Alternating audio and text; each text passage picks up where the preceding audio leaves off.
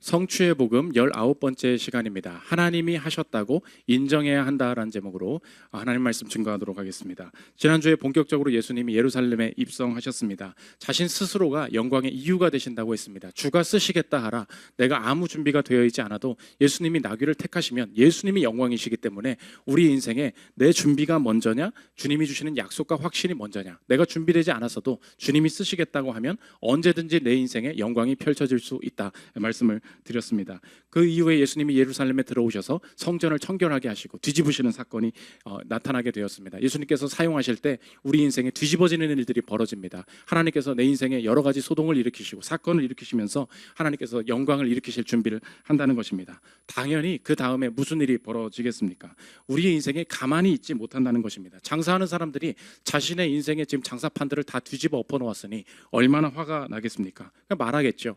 네가 지금 누군데 우리 여기 이 자리에 와가지고 내가 장사하는데 이래라 저래라 지금 판을 뒤집고 있느냐. 우리 인생도 마찬가지 일들이 벌어지게 된다는 것입니다. 하나님이 나의 인생에 영광을 보여주시겠다고 내 인생에 찾아오십니다. 내가 내 인생의 주인이었거든요. 당연히 내면에 반발심, 무의식적인 적대감이 나의 인생에 있게 된다는 것입니다. 그래서 예수님이 예루살렘에 입성하신 이후에 그 다음 주제는 당연히 권위, authority, 권위가 된다는 것입니다. 우리 인생에 예수님께서 영광을 드러내기를 원하실 때에 예수님이 내 삶의 주인 되신다. 자신의 주인 되심, 자신의 권위를 주장하시는 일들이 분명히 벌어지게 된다는 것입니다.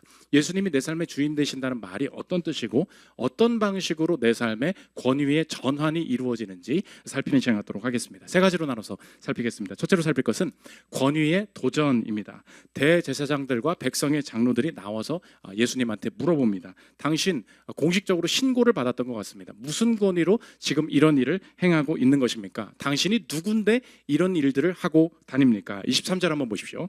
예수께서 성전에 들어가 가르치실 때 대제사장들과 백성의 장로들이 나와 이르되 내가 무슨 권위로 이런 일을 하느냐, 또 누가 이 권위를 주었느냐, 무슨 권위로 이런 일을 하느냐, 이런 일들이 무엇입니까? 성전에서 막 뒤집어 엎고 다니고 어린이들이 막 환호하고 이런 것들. 그러니까 지금 이 상황들이 깡패들끼리 그냥 시비 건 게 아니라 대제사장들과 백성의 장로들이 나왔다 그랬어요. 그러니까 그냥 장사꾼들끼리 시비가 붙은 게 아닙니다. 분위기가 장난스러운 게 아닌 거예요. 공식적으로 신고가 들어간 것입니다. 공식적인 권위자들이 나와서 당신이 지금 행하는 일에 문제가 있습니다. 사적인 대결이 아니라 공적으로 이 사람의 권위에 대해서 검증하고 처벌하겠다. 조사가 나오기 시작했다는 것입니다. 오늘 이 본문을 읽으면서 저와 여러분이 예루살렘에 예수님이 들어갔다가 싸움이 났구나, 그냥 반대자들이 있었구나, 이렇게 읽으면 안 된다고 말씀드렸습니다. 예수님께서 오늘 이렇게 행하신 일들을 우리가 읽게 되는 것이 하나님께서 오늘 우리에게도 이 본문을 통하여서 나에게 말씀하시는 하나님의 말씀이다, 이렇게 읽어야 된다고 말씀을 드렸어요. 그러면 무엇을 알 수 있겠습니까? 예수님께서 예루살렘에 입성하셔서 성전을 뒤엎으시고 이 소동을 하고 이 반대자들이 당신이 무슨 권위로 이 일을 하느냐, 이 일들이 벌어지는 게 나에게 하나님께서 오늘 주시는 말씀이라면 우리의 삶에도 예수님께서 자신의 영광을 드러내시고 자신의 주인됨을 본격적으로 내 삶에 드러내시기 시작할 때 저와 여러분의 삶에도 똑같이 권위의 충돌이 나타날 수 있다는 것입니다. 지금까지는 우리가 삶을 살아갈 때 무슨 일이 벌어지면 단순히 내 방식대로 생각을 했었어요. 이 일이 벌어졌습니다. 우연히 이렇게 됐나 봐. 운이 참 나빴네. 괜찮아. 앞으로 잘하면 돼. 앞으로 내가 참아내면 되지 뭐. 내가 내 방식대로 여러 가지 생각들을 했습니다. 그런데 여러 가지 생각을 한 것 같지만 이 모든 생각들에 다 공통점이 있어요. 그냥 내가 내 인생의 주인이기 때문에 내 판단을 다 했다는 것입니다. 내가 운이 나빴나 봐. 내가 앞으로 잘하면 돼. 이건 실수였어. 많은 생각들의 모든 중심에는 내가 내 나름대로 내 인생을 개척해 나가고 있다, 이 생각을 했었다는 것입니다. 그런데 처음으로 예수님께서 자신의 주인됨을 드러내시기 시작할 때 처음으로 나도 내 마음속에 무슨 질문이 들게 되느냐, 오늘 대제사장들이 했던 말과 똑같다는 거예요. 당신이 누군데 나한테 이런 짓을 합니까? 당신이 누군데 이런 권한이 있는 존재입니까? 이 일을 내가 한 일이 아니라 하나님이 하신 일로 봐야 된다고요? 이게 하나님과 관련이 있다고요? 도저히 인정할 수 없는 이 질문들 속에서 내 삶의 권위가 누구인가, 주인이 누구인가 인정하는 싸움을 꼭 통과하게 하신다는 것입니다. 그러므로 저와 여러분의 인생에 본격적으로 하나님께서 자신이 주인 되시고 자신의 영광을 드러내시고자 할 때 우리 인생에 맞닥뜨려야 되는 도전의 순간들을 정리하면 오늘 제목과 같다는 것입니다. 하나님이 하셨다고 인정해야 한다. 이 과정을 꼭 통과하게 하신다는 거예요. 최근에 예배를 드리시는 분들을 제가 많이 만나서 예배를 잘 드리고 계신지 이런 형편들을 물을 때가 있습니다. 그런데 좀 많은 분들이 좀 공통적인 이야기들을 하셔서 제가 좀 생명의 위협을 느낄 때가 있는데, 예배 드리신 분들을 맨 처음에 만나보면 2주차, 3주차가 될 때 만나보면 너무나 좋아하시고 이 교회를 사랑하십니다.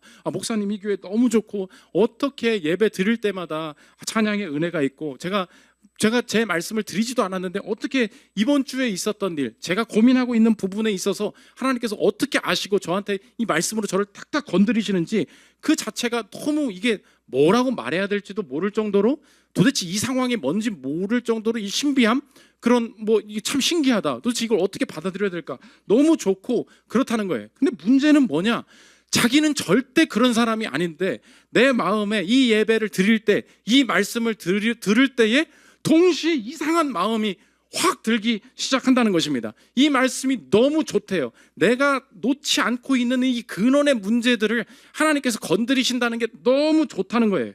그런데 동시에 이상하게 이 자체, 이걸 듣는 게 동시에 싫어진다는 거예요.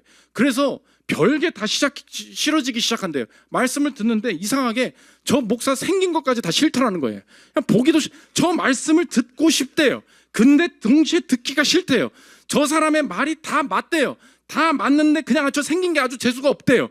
그냥 저 말이 다 맞는데 이상하게 예배 때 아무도 나한테 시비를 걸지 않았는데 이 말씀을 듣고 있는데 내 인생이 막 뻘개진대요. 막 얼굴이 뻘개지고 그냥 화가 나고 듣기가 싫고 이상한 말이 벌어진대요. 그래서 목사님한테 오해하지 말라는 거예요. 자기가 하루는 예배를 끝나고 나가는데 몇 주 동안에는 도대체 이 마음이 뭔지를 몰라서, 저 사람이 기분 나쁠 것도 없고 싫을 것도 없는데 하나님께서 막 이걸 아시고 막 드러내시는 이 모든 상황들이 너무 좋고 듣고 싶으면서도 너무 거부하고 싫어하는 마음이 내 인생에 막 뭐가 충돌돼서 그 마음이 너무 심해서 얼굴이 빨개지니까 악수도 일부러 피하고 나간다는 거예요. 그래서 목사님 나보고 오해하지 말랬는데 싫어했던 게 아니라는 거예요. 그런데 어느 순간에 하나님께서 이 말씀을 하시는 게 맞다, 이게 문제의 본질이다, 내가 이거 인정해야 된다 라는 것을 인정하는 어느 순간에 하나님께서 그냥 자리에 앉아 있는데 눈물을 막 쏟게 하시고 마음이 너무 상쾌하게 하시더라는 거예요. 그때에 막 그냥 저 사람 싫어, 막 듣기 싫어, 막 온갖 교회에 별게 다 시비가 걸고 싶고 싫어지는 마음이 동시에 있었는데 그 마음이 깨끗하게 씻겨 나가면서 너무나 평안함과 자유함 속에 나의 인생이 있게 되었습니다. 제가 그걸 듣는데 참 은혜의 말인 것 같으면서도 내가 앞으로는 조심해야 되겠다. 누가 날 싫어할지 모른다. 그래서 미국에서는 어떤 곳에서 설교를 듣는데 어느 순간에 어떤 사람이 성도가 일어나서 목사에게 총을 댄다는 거예요. 그래서 어떤 예배당에는 방탄막이 설치되어 있습니다. 그게 그 사람이 이상한 얘기를 해서가 아니에요. 그냥 진리의 말씀을 선포를 하고 이상한 얘기를 한 게 아닌데, 어떤 자신이 주인이라는 존재가, 자신이 주인이라는 하나님의 말씀이 막 들어오니까 나는 누구예요? 내가 주인이었거든요. 그러면 내가 주인인 인생에서 볼 때는 도둑놈 들어온 거랑 똑같은 거예요. 어떻게 저 사람이 나한테 주인이라, 저 존재가 나한테 주인이라고 말하냐? 그러니까 총 들고 쏘고 싶은 거예요.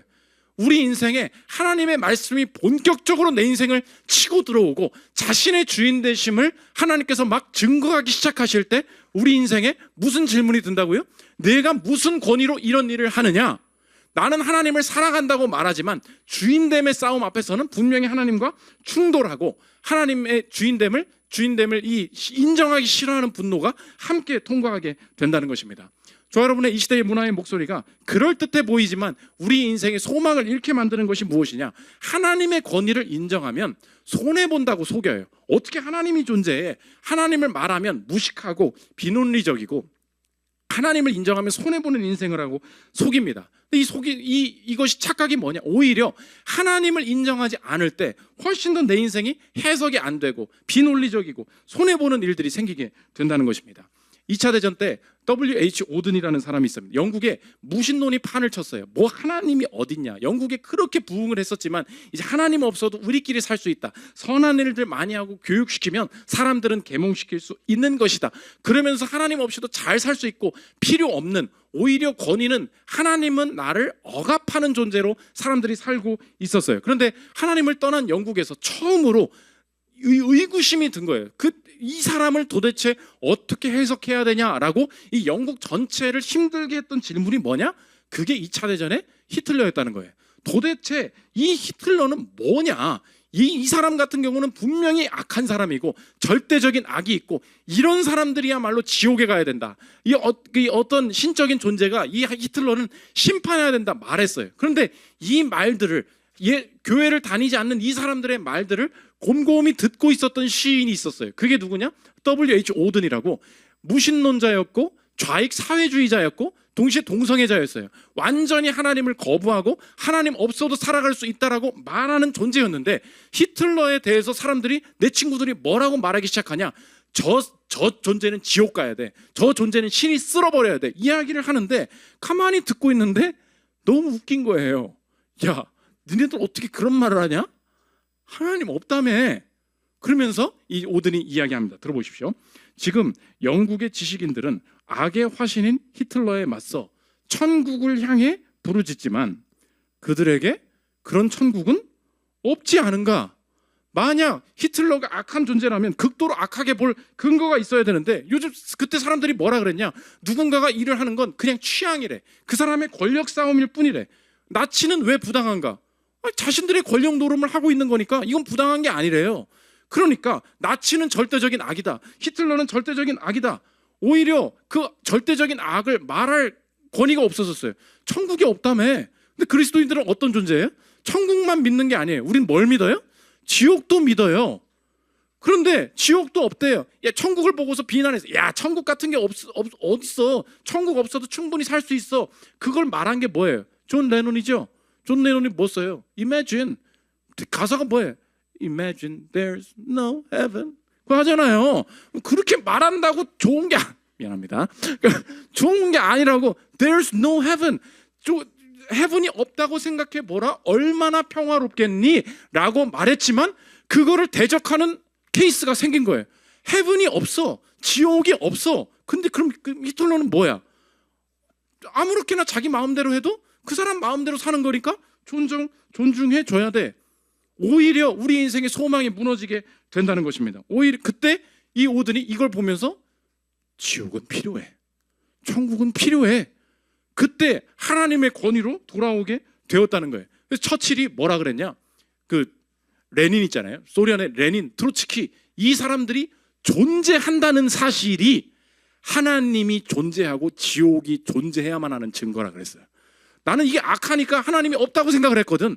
근데 내 인생에 직접적으로 이런 일들이 닥쳐 보니까 오히려 하나님의 권위가 있는 것이 나의 인생을 훨씬 더 잘 해석하기 시작한다는 것입니다. 그러므로 저와 여러분이 하나님이 본격적으로 자신의 주인됨을 인정하게 하실 때 저와 여러분도 통과하게 되는 과정들이 있어요. 그게 세 단계로 제가 정리를 했는데 노먼 가이슬러라는 교수님이 진리의 기독교라는 책에서 무신론자가 그리스도인들과 대화하는 과정들을 이렇게 해석하는데 이 질문 속에 세 가지 단계가 있습니다. 첫 번째, 우리의 인생이 하나님의 주인 되심을 인정할 때 여러분의 인생에 처음으로 생각되는 거 뭐냐?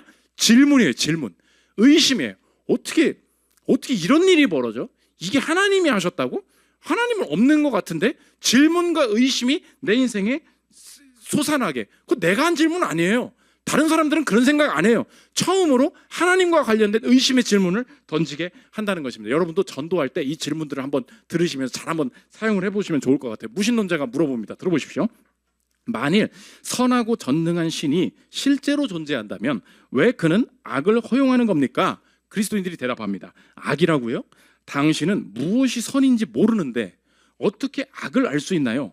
당신이 판단하는 좋고 나쁨을 넘어서는 초월적인 객관적 표준으로서의 선이 존재하지 않는데 어떻게 무엇이 선인지 알 수 있나요? 무신론자가 말대답을 합니다. 이어서 들어보십시오. 내 질문을 피하려고 하지 마세요. 대답합니다. 질문을 피하려는 게 아닙니다. 나는 단지 당신의 그런 질문이 신의 존재를 전제하고 있음을 말하려는 겁니다. 실제로 악이 존재한다고 해서 그것이 신의 존재를 부정하는 증거가 되지 못합니다. 난 그런 나쁜 일이 있으니까 하나님은 당연히 안 계신 거야 이렇게 생각만 했었는데 실제로 히틀러 만나 보니까 그렇지 않을 수도 있다. 과연 이게 하나님이 계신 증거가 필요하구나, 전제가 필요하구나. 처음에 이렇게 질문이 들게 하신다는 것입니다. 우리 인생의 여러 가지 질문들 속에서 하나님께서 두 번째 단계로 우리 인생을 몰아가시게 되는 두 번째 과정은 무엇이냐? 대상이에요. 대상.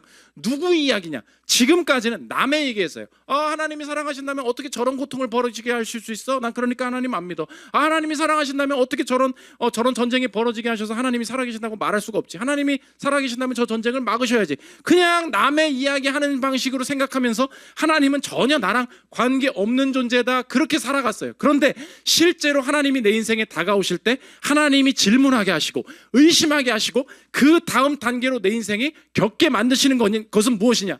지금까지 남의 얘기였는데 대상이 누구냐? 내 얘기. 남 얘기가 아니라 내 문제와 내 현실 속에서 내 얘기를 하게 시작하신다는 것입니다. 무신론자가 이어서 물어봅니다. 그런데 당신이 말하는 그 전능한 신은 왜 악을 멈추게 하지 않는 건가요? 진정으로 신이 악을 멈추게 하기 바라는 겁니까? 물론입니다. 그 다음 얘기해. 신이 당신부터 건드린다고 해도 마찬가지 생각입니까? 농담하지 마십시오. 아니요, 진담입니다.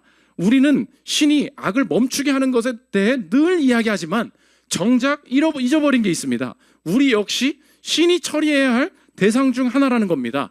우리도 악을 행하잖아요. 야, 저 악한 일 하는 사람들 다 쓸어버려야 돼 라고 그냥 쉽게 말했어요. 그런데 대상이 뭘로 바뀌어요? 나로 바뀌어요. 나의 문제로 바뀌어요. 나의 이슈로 바뀌어요. 그때부터 다시 생각해 보게 되는 거예요. 그렇지, 만약에 나도 처리되어야 될 대상이라면 나의 악도 하나님께서 다루신다면 그냥 쓸어버려요 라고 쉽게 말할 수 없다는 거예요.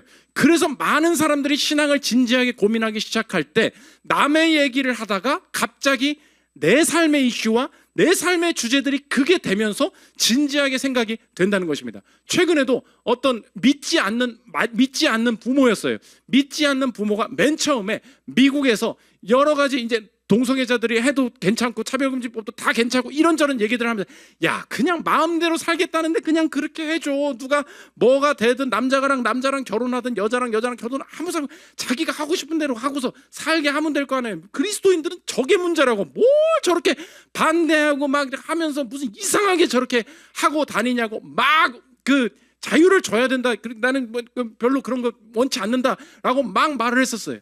최근에 이분이 변화됐다는 거예요. 언제부터 이 사람이 바뀌게 되냐?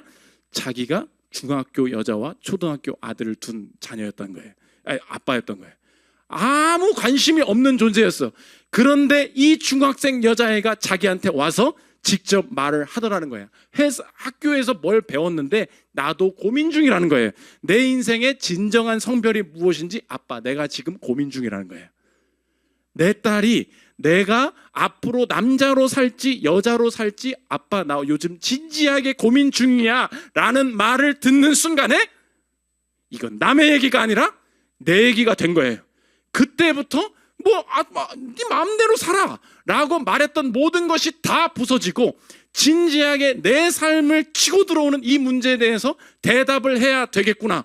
여기서부터 진지하게 하나님이 존재하는가, 절대적인 질서가 존재하는가, 여기서부터 다시 생각이 되더라는 것입니다. 그렇지, 악을 처리하기를 원합니까? 당신부터라도 괜찮습니까? 대상이 나로 바뀔 때에 삶이 진지하게 다시 고민하기 시작한다는 것입니다. 마지막 세 번째 단계가 뭐냐? 질문하고 의심해요. 그리고 나에 대한 이야기, 나에 대한 주제로 들어올 때 삶이 진지해집니다. 그때부터 악이 있으니까 하나님이 없는 거지 뭐 이렇게 생각했으나 마지막으로 세 번째가 뭐냐? 재해석이에요. 그렇지, 만약 그렇다면 하나님이 이 악을 통하여서 하실 일들도 있는 것 아닌가? 그리스도인이 재해석해 줍니다. 이어서 들어오십시오. 만일 신이 지금 당장 악을 종식시키기 원한다면 그렇게 할 수 있을 겁니다. 하지만 악이 존재하는 동안에 그가 이루고자 하는 다른 목표가 있을 수도 있다는 생각을 해보지 않았나요? 만일 우리가 환난을 당할 때마다 신이 고통을 미리 막는다면 우리는 이 우주 안에서 가장 분별없고 자기만 아는 피조물이 되었을 겁니다. 또한 그 고통으로부터 배우는 것도 전혀 없겠죠. 마지막으로 이렇게 정리합니다. 이어서 만일 위험이 존재하지 않는다면 당신은 용기를 함양할 수 없습니다.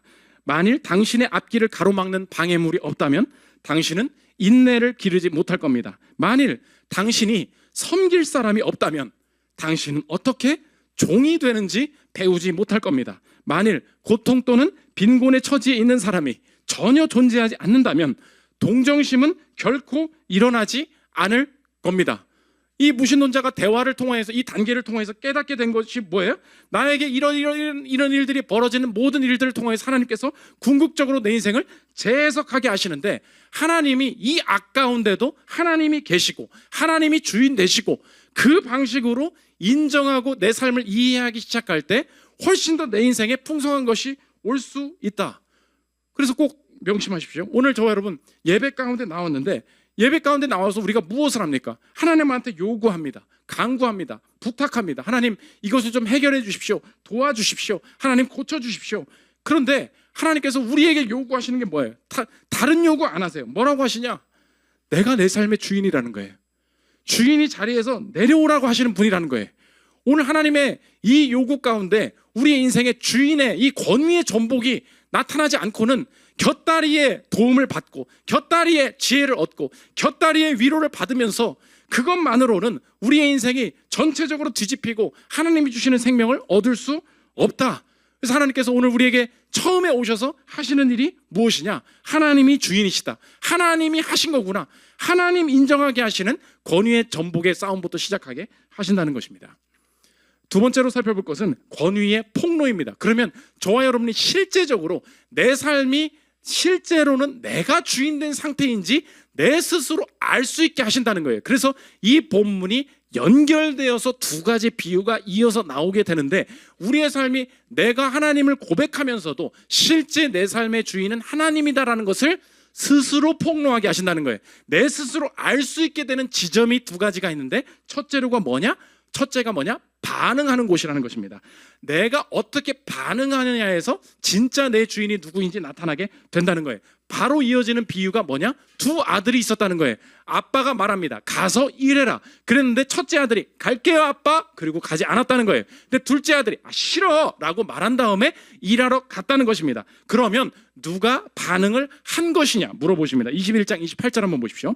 그러나 너희 생각에는 어떠하냐? 어떤 사람에게 두 아들이 있는데 맏아들에게 가서 이르되 예 오늘 포도원에 가서 일하라 하니 대답하여 이르되 아버지 가겠나이다 하더니 가지 아니하고 둘째 아들에게 가서 또 그와 같이 말하니 대답하여 이르되 실소이다 하였다가 그 후에 뉘우치고 갔으니 그 둘 중에 누가 아버지의 뜻대로 하였느냐? 이르되 둘째 아들이니이다. 예수께서 그들에게 이르시되 내가 진실로 너희에게 이르노니 세리들과 창녀들이 너희보다 먼저 하나님의 나라에 들어가리라. 맨 처음 우리 인생에 예수님의 권위가 들어오는 부분이 뭐냐? 가서 일하라. 이렇게 말한다는 거예요. 그럼 무슨 뜻이에요? 우리 인생에 어떤 부분에서 내 인생의 권위가 누구인지를 알 수 있느냐? 반응을 어떻게 하느냐? 반응해서 알 수 있다는 것입니다. 이렇게 적용할 수 있어요. 저와 여러분의 삶에 반응하지 않고 있다는 것은 실제로 누가 나에게 시킬 권한이 있다고 믿지 않는 상태라는 것입니다. 뭐라고요? 반응하지 않는다는 것은 안 들리는 게 아니에요. 내가 게을른 게 아니에요. 내가 내성적인 사람이라서 그런 게 절대 아니라는 거예요. 반응하지 않고 있다는 것은 실제로 어떤 장소에서 어떤 사람이랑 말할 때 반응하지 않는다는 말은 실제로 그 사람이 그 존재가 누군가가 나한테 무언가를 시키고 지시할 권한이 없다고 실제로 생각하고 있기 때문에 반응하지 않는 방식이 툭툭 나오게 된다는 것입니다. 아직 권한은 내게 있다. 아직 권위는 내게 있다고 믿을 때 그렇게 된다는 것입니다. 제가 반응이 극과 극인 곳이 있어요. 저는 언제 극명하게 반응하냐? 제가 회사 다닐 때 회사는 언제나 어디에 앉아있든지 간에 사람은 자연스럽게 반응하게 되어 있습니다. 왜 그렇죠? 들어가는 그 순간에 나는 이 조직의 이 팀의 권위자가 아니고 내가 지시할 사람이 아니기 때문에 언제나 나는 반응하는 존재로 존재해야만 한다. 이 팀원들이 팀장님 옆에 앉기 싫어가지고 나를 맨날 막내를 팀장님 옆에만 앉게 내 모니터 다 보이게 서로 옆에 거의 그냥 서로 소통하고 손잡을 수 있도록 옆에다 놓으니까 너무 싫은 거야. 근데 거기 앉아 있으면 어떻게 하겠습니까? 팀장님이 크게 부르지도 않아요. 샤이씨, 샤이씨. 이거에 대답을 해야 돼요. 팀장님 부르셨습니까? 딱 쳐다보면 뭐 시키실 거 있으실 겁니까? 그때마다 내 인생에 긴장하게 되는 게 뭐냐? 당연하죠. 왜? 나는 이 자리의 권위자가 아니기 때문에, 내가 권위자가 아니고 내가 지시할 대상이 아니다, 내 권위를 내려놓는 사람이 자동적으로 갖게 되는 이 내 삶의 반응이 내 삶의 이 모습이 뭐라고요? 반응이라고. 반응에 민감한 거, 반응을 빨리 하는 거, 이것이 내 삶이 주인이 아닙니다 라는 뜻이라는 거예요. 그런데 저의 인생이 똑같은 존재인데 반응이 극명하게 바뀌게 되는 곳이 있어요. 그게 뭐냐? 내 집이야. 집의 주인은 누구예요? 나지. 내가 우리 집 주인이지. 이상하게 여러분도 그렇게 살잖아요. 집에 가면 집 주인은 나잖아요. 그러면 어떻게 합니까? 주인된, 아니야 나는 하나님을 섬기, 그렇지 않다니까요. 주인됨의 특징, 권위가 내게 있다는 특징이 뭐라고요? 반응을 안 하고 반응에 민감하지 않아진다고. 지난주에도 말을 하더라고요. 이날 뭐 없지? 이날 학부모 상담이 있다니까? 그러는 거예요. 이날 학부모 상담이 있다니까? 그래? 몰랐는데? 옆에 계신 분이 그러는 거예요. 말했는데? 말을 했다는 거예요. 그럼 난 뭐야? 분명 말을 했거든. 그럼 전 뭐예요? 들었겠지. 근데 안 들었지. 여자분들 왜 이렇게 끄덕거립니까? 남자가 원래 그런 게 좀 약해. 근데 꼭 그러거든요. 들었대. 말했대. 근데 못 들었거든. 왜 못 들었을까요? 차이씨, 이거 들었거든. 난 그것도 들을 수 있는 존재예요. 차이씨, 이거 된다고. 근데 학부모 상담이 몇 월 며칠에 있습니다 라는 말을 소리가 작았기 때문에 못 들은 게 아니라는 거예요. 오늘 적용이 뭐예요? 내가 반응하고 있지 않다는 것은 실제로 그 영역에서 누군가 나에게 시킬 권한이 있다고 실제로 내 마음속에 믿고 있지 않기 때문에, 그것이 어떤 방식으로 표출되게 되느냐? 반응에 민감함이 둔해지는 방식으로 내 인생에 나타나게 된다. 그래서 반응 자체를 보면 그 사람한테 너는 주인이 아직 하나님이야, 예수님이야, 너야 라고 말하지 않아도 스스로 내 주인이 누구인지 스스로가 말하게 된다는 것입니다. 그럼 오늘 교회에서도 마찬가지죠. 오늘 교회에 왔습니다. 어떤 설교자가 말을 하고 있는데 저 본문 내가 다 아는 소리고 뭐 그렇고 내 인생을 저 사람이 어떻게 알고 내가 지내는 방법을 내가 알지, 내가 알아서 다 걸러드릴 테니까 걱정하지 마십시오 라는 그 말은 실제로 이 공간에서 권위자는 저 설교자와 나 중에 하나라는 거예요. 그러니까 저 설교자보다는 저렇게 뭐 말한다고 뭘 알겠어? 라는 내 권위가 높기 때문에 저 말에 반응할 필요도 없다는 거예요. 그런데 한번 다시 생각해 보십시오. 어떤 설교자가 나와가지고 뭐 버벅거리고 뭐 말을 더듬고 뭘 하고 있는데 이 자리의 권위자가 하나님이시고, 어떤 곳에 가든지 하나님께서 이 말씀을 통하여서 오늘 이 시간 나의 어떤 부분에 대해서 말씀하실 것이 있고, 그것이 삶과 죽음을 가르는 일이며 나의 인생의 운명을 결정지을 수도 있는 내 삶의 권위자가 어떤 말을 나에게 주실 수 있기 때문에 나는 민감해야 된다라는 말이 있다면 어떻게 지각할 수 있어요? 어떻게 무시할 수 있어요? 우리의 인생은 게으르기 때문이 아니에요. 우리의 인생은 내가 실수했기 때문이 아니에요. 내 삶의 권위가 아직 바뀌지 않았기 때문에 내 인생에 이 자리에 앉아 있어도 저 사람은 나에게 시킬 권한이 있다고 믿지 않아요. 왜요? 내 삶에 상대해야 될 권한은 설교자밖에 보이지 않기 때문에. 그런데 예배 시간에 내가 상대해야 될 권위자가 하나님이시라면 이상한 사람이 나와서 버벅거리면서 설교를 해도 저기서 뭐라고 말씀을 하시는지 민감해질 수 있다는 것입니다. 이것이 예배뿐만이 아니라 여러분의 일상의 상황에서도 얼마든지 적용을 할 수 있어요. 생각해 보십시오. 여러분이 내가 내 인생에 듣지 않고 반응하지 않게 되는 가장 결정적으로 내 삶의 권위가 폭로되는 상황이 어떤 상황인 줄 아십니까? 내 밑에 사람만 있는 곳에서의 여러분의 상태예요. 왜요? 내 밑에 내 학생들만 있어요. 내 밑사람 밑에 직원들만 있어요. 그럼 나는 어떻게 합니까? 내가 네 말을 왜 들어? 네가 내 말 들어 라고 산단 말이에요. 그런데 내가 만약 하나님이 내 인생의 궁극적인 권위자시라면, 내가 여기서 팀장으로 사장으로 내가 부모로 이 자리에 있어도 나는 언제나 민감할 수밖에 없는 거예요. 무엇에 민감합니까? 하나님, 이 학생이 이렇게 말하는데, 하나님, 이 직원이 이런 말을 했는데, 이것을 통하여서 하나님께서 나에게 무엇을 주려고 하십니까? 내가 어떻게 행해야 되겠습니까? 무엇에서 판가름 나는 거예요? 반응에서. 그곳에서 네가 어떻게 반응하고 있는지를 보면 그 사람의 그 공간의 주인이 누군지, 그 시간의 주인이 누군지 다 알 수 있어. 하나님께서 이 반응을 통하여서 권위를 폭로하고 계시다는 것입니다. 두 번째, 우리의 권위가 누구에게 있는지 어디서 폭로가 되느냐? 두 번째가 활용이에요. 그 다음 비유로 바로 무엇이 나오냐? 비슷한 것 같지만 더 진행이 되어 있어요. 첫 번째 비유에서는 뭐라 그러냐? 아들들한테 가서 일하라. 처음에 일의 시작이에요. 그러니까 일을 하라고 시켰을 때 어떻게 반응하느냐에 따라서 우리가 권위가 나뉘어지는데, 두 번째 비유는 어떻게 되느냐?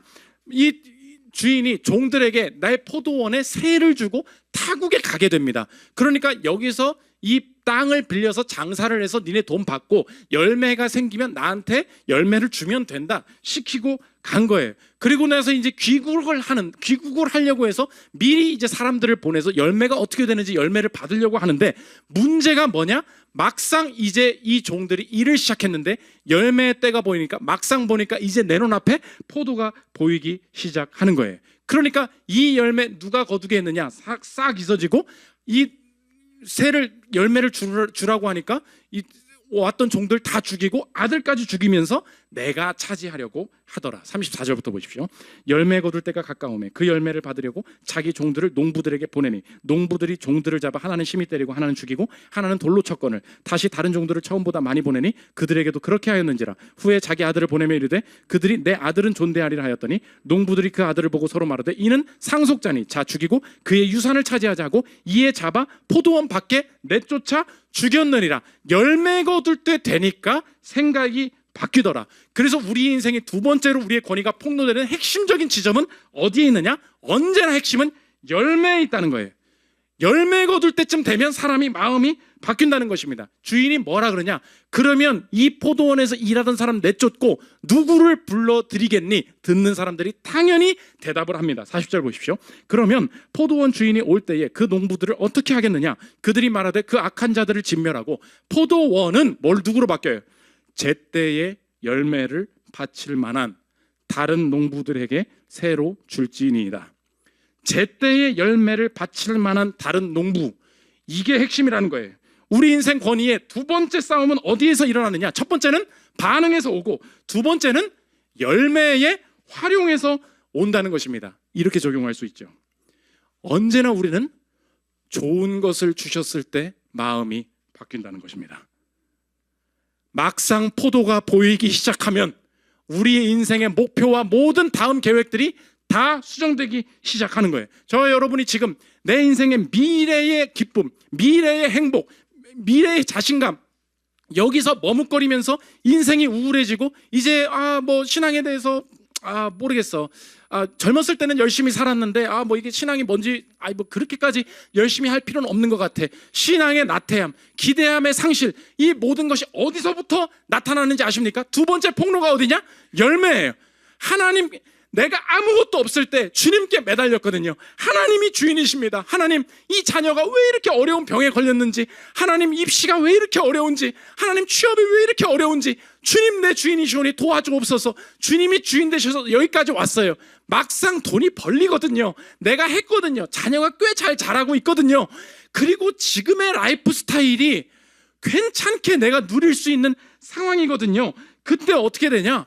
하나님께서 여기까지 돈을 벌게 하신 이유가 있습니다. 하나님이 여기 여유 있게 시간을 쓰게 하신 이유가 있습니다. 이 가정 이렇게 살게 하신, 이 자녀 내게 주신 이유가 있습니다. 하나님께서 그때 열매를 요구하시는데 갑자기 내 거래요. 갑자기 바쁘대요. 갑자기 이제 그만 좀 연락했으면 좋겠대요. 이제 좀 나도 쉬어야 한대요.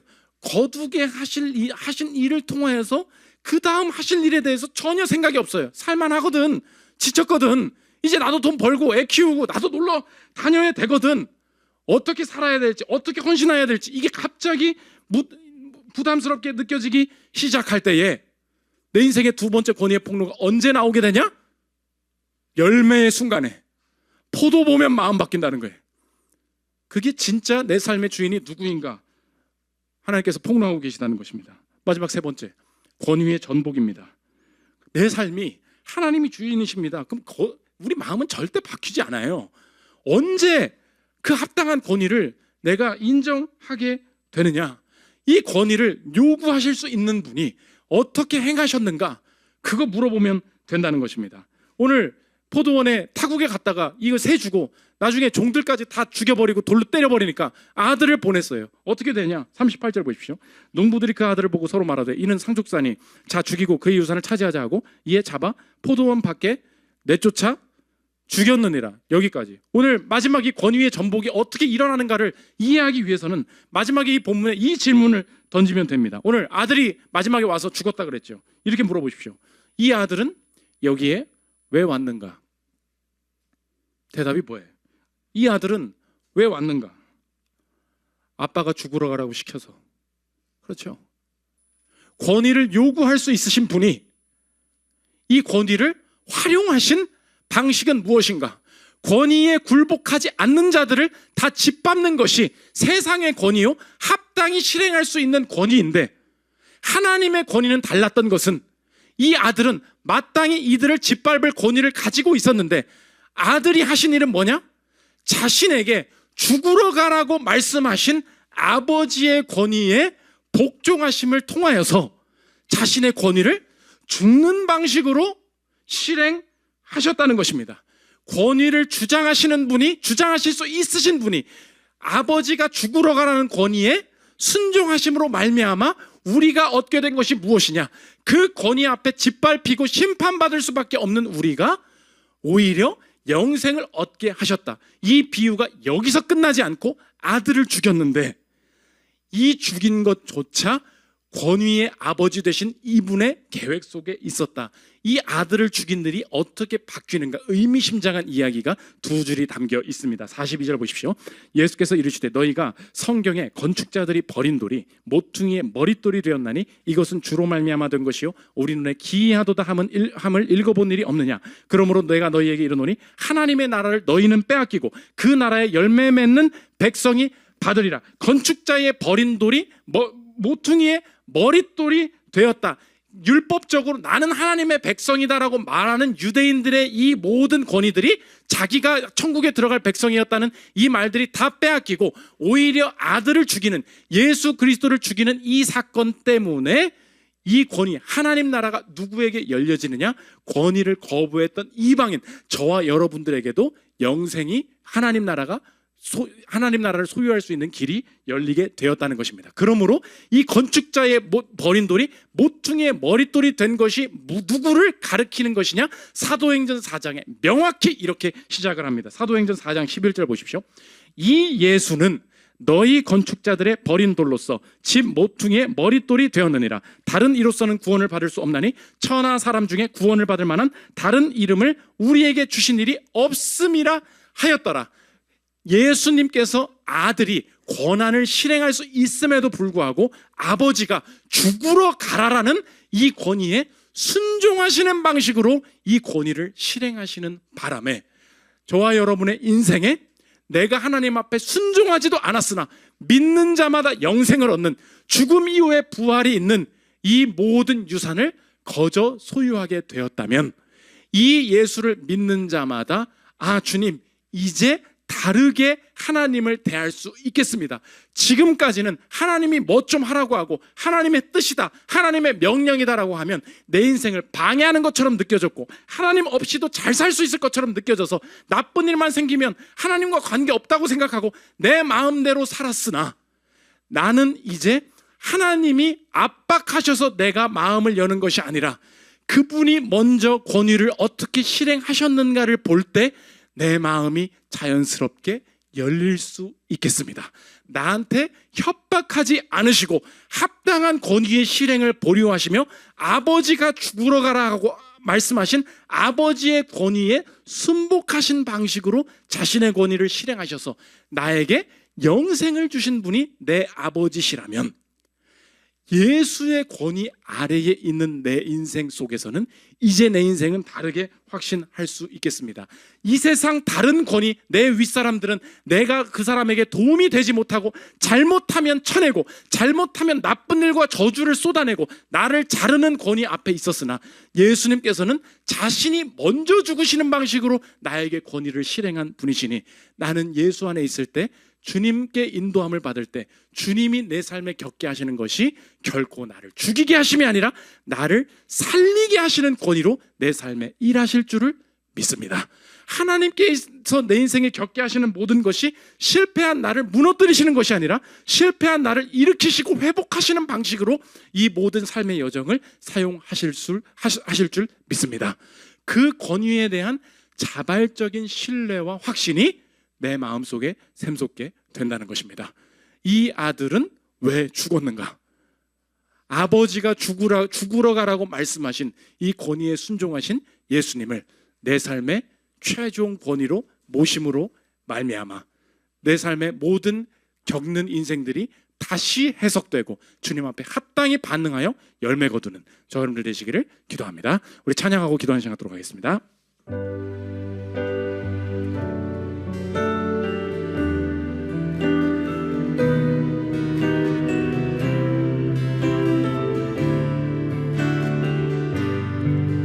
내 손에 들려있는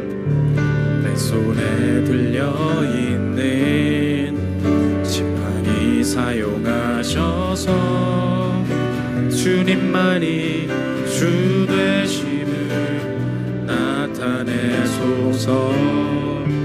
맡겨주신 사명을 감당할 힘을 주시고 주 이름만 높이게 하소서.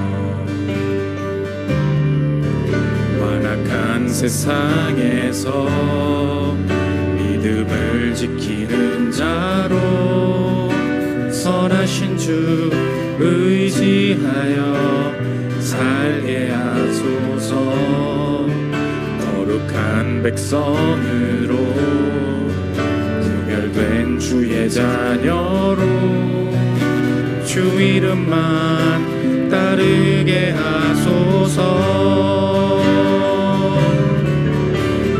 나의 하나님 그는 여호와 유일하신 이름 그 위대하심 찬양해. 세상 속에서 구별된 자로 주가 주 되심을 나 선포하리라. 주간 공동체 기도 읽고 기도하는 시간 갖도록 하겠습니다. 우리 주보와 PPT에 나와 있습니다. 설교 요약입니다. 우리 한 주간의 기도 제목으로 삼았으면 좋겠습니다. 함께 읽겠습니다. 시작. 삶의 소동을 통해 내 삶을 지배하는 권위가 바뀌게 하소서. 예수님을 잘 알지만 결코 주인의 자리를 내어놓지 못하는 나의 자아를 깨뜨려 주소서. 예수님을 주인으로 모시고 거듭난 인생을 시작하게 하소서. 반응하지 않는 굳은 마음을 녹여주소서. 누구도 나의 인생에 무언가 시킬 권한이 없다고 믿는 교만한 내 마음을 깨뜨려 주소서. 아직 권한이 내게 있음을 회개합니다. 어디를 가든지 그분을 권위자로 삼아 민감하게 반응하게 하소서. 열매 맺을 때쯤 마음 바뀌는 교활한 내 마음을 붙들어 주소서. 좋은 것 주셨을 때 흔들리지 않기 원합니다. 주신 이유가 함께 있음을 알고 그 뜻대로 활용하여 열매 거두게 하소서. 나를 죽이지 않으시고 나 대신 죽으신 권위 앞에 일생을 순종하게 하소서. 기도 제목 놓고 기도하는 시간 갖도록 하겠습니다. 기도하겠습니다. 하나님 아버지, 우리의 인생에 뒤집으시는 여러 가지 소동을 통하여서 하나님 누가 무슨 권위로 이런 일을 하였느냐, 권위의 충돌 가운데 하나님 꼭 하나님을 주인으로 삼는 하나님 권위가 전복되는 역사가 나타날 수 있도록 주님 도와주시옵소서. 하나님께서 의심케 하시고 질문케 하시고 하나님을 의심하게 하시며 하나님 나의 삶의 문제를 뒤집으시면서 다시 바라보게 하시는 하나님을 인정하는 이 여정을 잘 통과할 수 있도록 주님 인도하여 주시옵소서. 반응하지 않는 내 마음이 하나님 사실은 누구도 나에게 시킬 권한이 없고 나는 저 사람 말을 들을 사람이 아니라는 하나님 교만한 마음이 내 안에 있었음을 고백합니다. 어디를 가든지 하나님이 나의 인생의 유일한 권위이시니 들을 줄 아는 귀를 열어주시고 민감하게 반응할 수 있도록 주님 도와주시옵소서.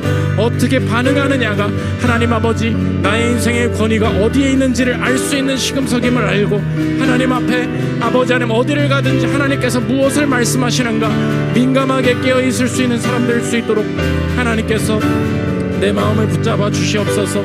열매 맺을 때 우리의 마음이 변하는 것입니다. 하나님 좋은 것 주셨을 때 여기서 멈추지 않기를 원합니다. 여기서 지키려고 할 때 하나님 여기서 내 마음대로 살려고 할 때 삶의 기쁨과 미래를 다 빼앗기게 됩니다.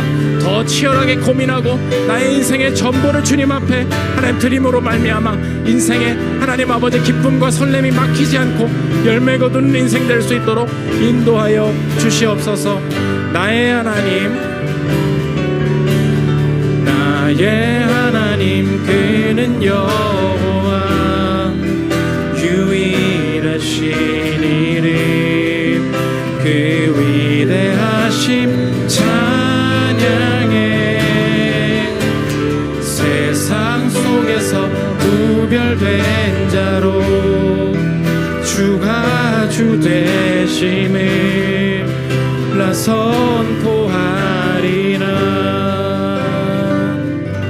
제가 기도하겠습니다.